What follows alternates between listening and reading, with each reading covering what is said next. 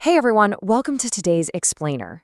Have you ever looked at your life and just felt totally overwhelmed by the sheer amount of effort it supposedly takes to make a real change? Well, you're in the exact right place.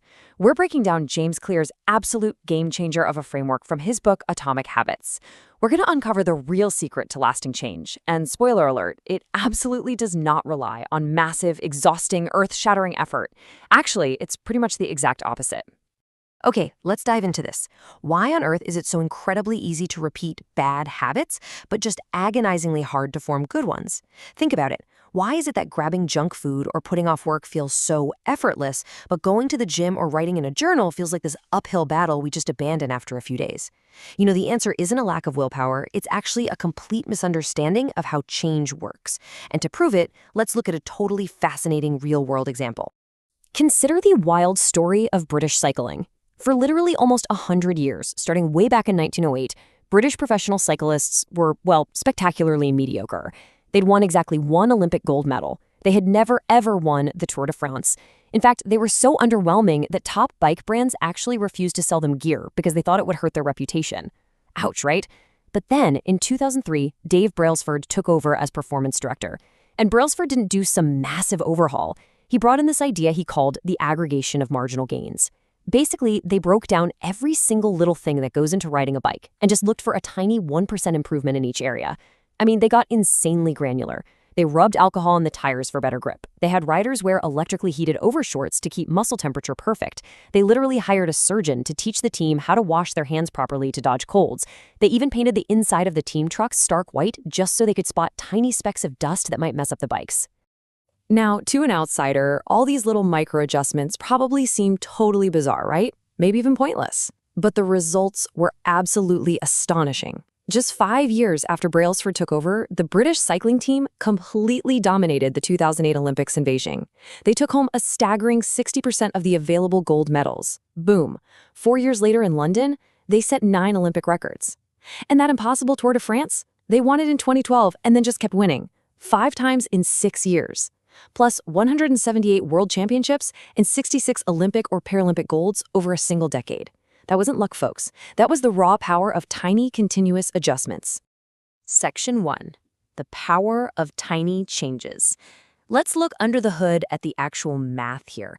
Why do these tiny, seemingly insignificant changes turn historically average athletes into total world dominators? Now, what's really interesting about this compounding curve is how it maps out our daily choices. We are so conditioned to think that massive success demands massive action, right? We all want that overnight transformation. But as James Clear points out, habits are basically the compound interest of self-improvement. Just like money multiplies with compound interest, the effects of your habits multiply as you repeat them. A 1% improvement, you won't even notice it today. It's practically invisible. But over the span of a lifetime, the gap it creates is massive. To really put a hard number on this, if you can manage to get just 1% better each day for one single year, mathematically, you end up nearly 38 times better by the time the year is up. 37.78 to be exact. On the flip side, if you get 1% worse every day, you slide almost all the way down to 0. It's exactly like an airplane taking off from Los Angeles.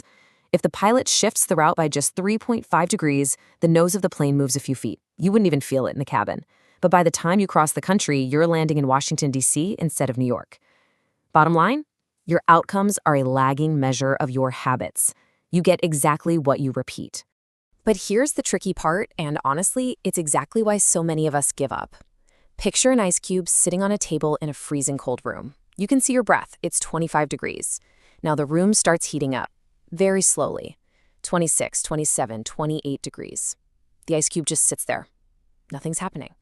29, 30, 31 degrees. Still nothing. But then, 32 degrees, the ice begins to melt. That single 1-degree shift, which looked exactly like all the temperature bumps before it, suddenly unlocked a huge visible change. And this brilliantly illustrates what James Clear calls the valley of disappointment. You see, we're wired to expect progress to be a straight line.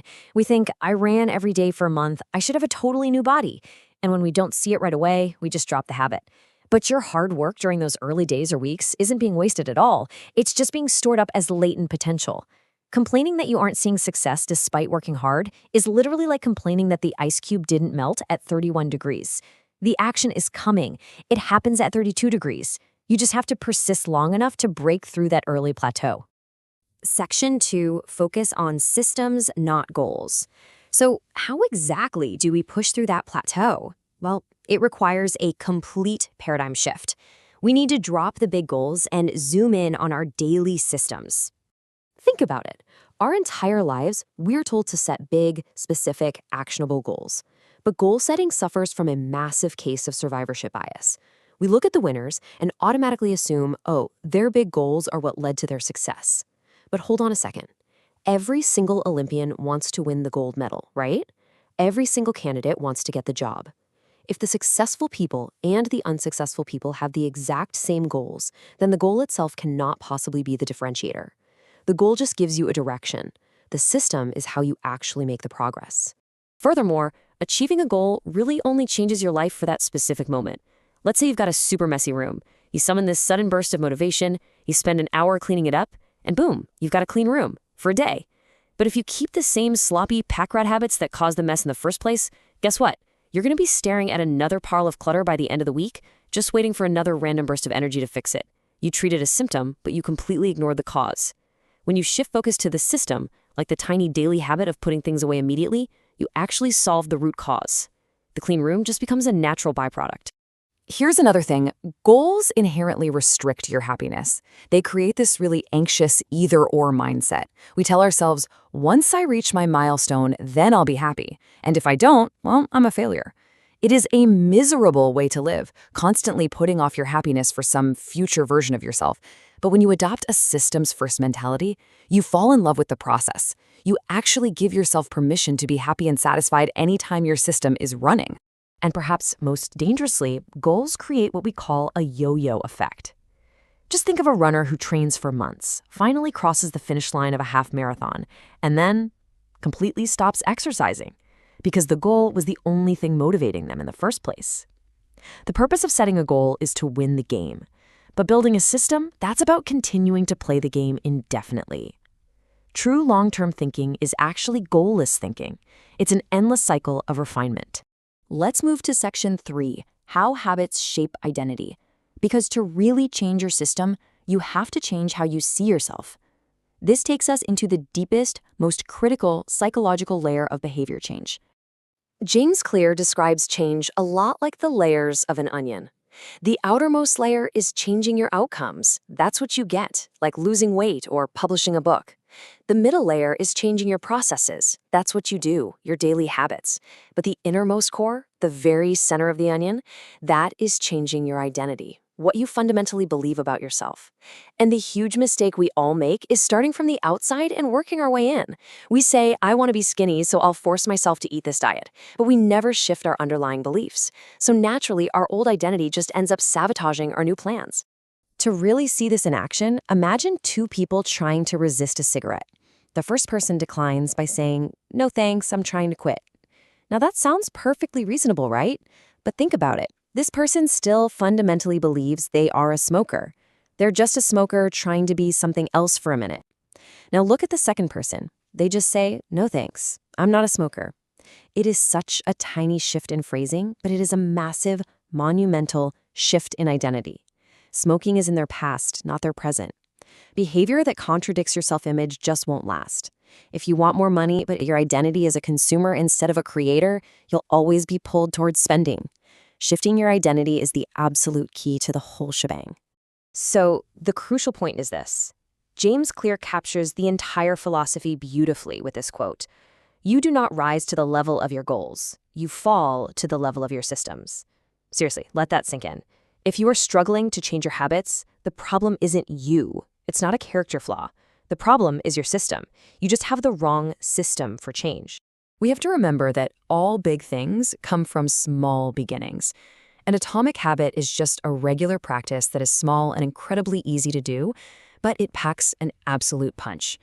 It's the building block of a much larger system of compound growth. Every single tiny decision you make throughout your day, it's basically casting a vote for the type of person you wish to become. Which leads us to the final and definitely the most important question you need to ask yourself today. Forget the big goal for a second. Forget the finish line. Look at your daily habits, those small 1% changes you could easily make right now, and ask yourself, who is the type of person you wish to become? Because at the end of the day, it's your daily systems, not those lofty goals, that will ultimately define your answer. Thanks so much for joining this explainer, and hey, go start building those atomic habits today.